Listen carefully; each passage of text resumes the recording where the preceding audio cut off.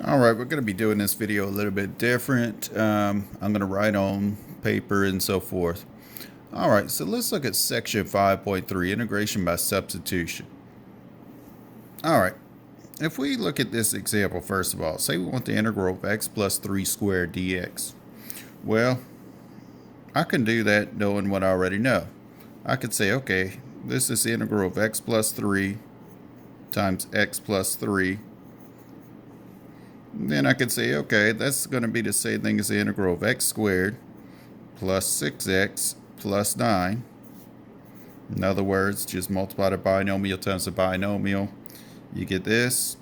And you can integrate each piece. So that's x cubed over 3 and so forth, okay? Just integrate each piece. That's fine.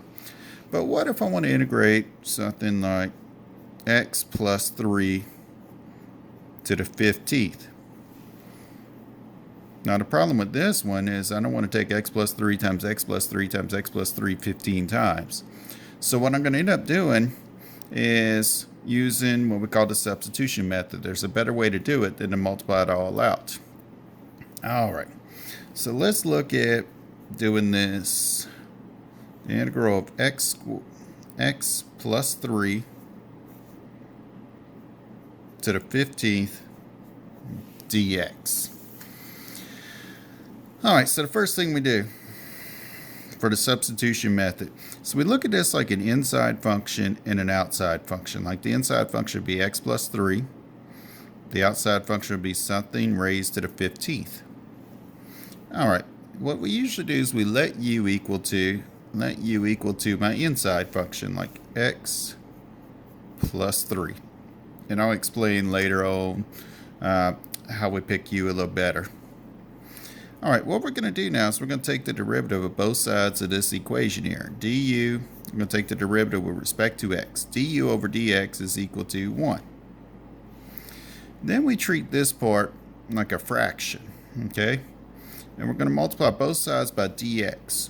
So du is equal to 1 times dx, or I could say du is simply equal to dx. All right, go back here. And we're going to rewrite this. Instead of the integral of u plus 3, instead of the integral x plus 3, we said x plus 3 was u.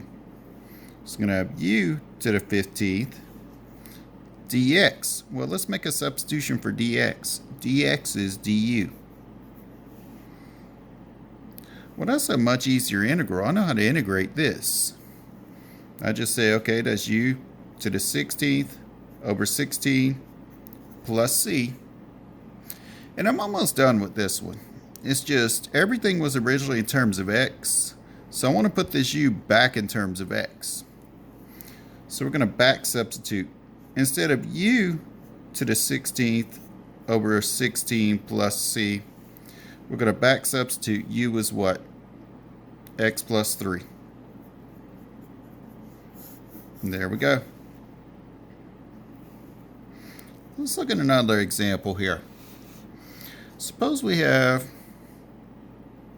the integral of x squared plus 3 to the 20th times 2x dx. And we want to integrate this one.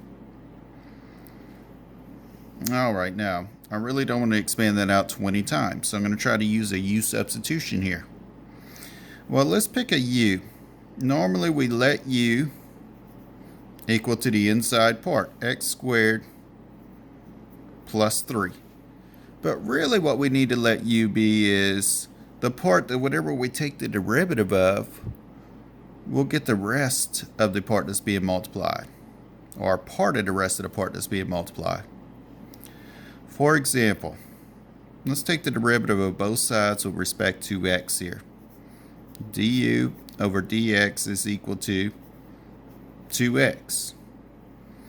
And let's go ahead and multiply both sides by dx, and we get du is equal to 2x dx. Now notice, I picked a u to where whenever I took the derivative and multiplied both sides by dx, I got 2x dx, which was the same as this over here.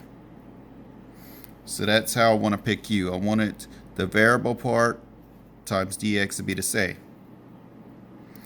So I'm going to do a rewrite here. Instead of x plus 3, I'm going to call that now u to the 20th. Instead of 2x dx, I could call that du. Now I know how to integrate that. That's u to the 21 over 21 plus c. Now I need to back substitute. So instead of u to the 21 over 21 plus c, u was x squared plus 3. I put in x squared plus 3, and there's my answer.